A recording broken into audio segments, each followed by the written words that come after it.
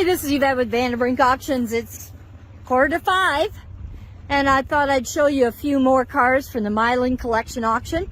This is a 1965 Impala Supersport 2-door hardtop. It does not run and has been in storage, but it's a nice car.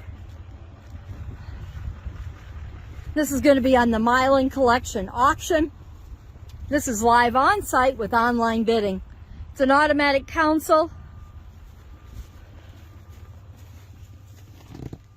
Got the clock in the console. Got your vacuum gauge.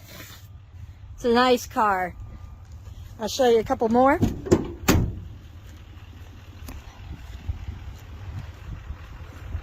This is a 65 Impala Supersport convertible. And this is a project.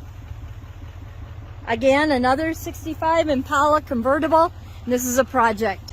This is the Milan Collection auction, October 15th, 9 a.m. live on site with online bidding in Fort Collins, Colorado.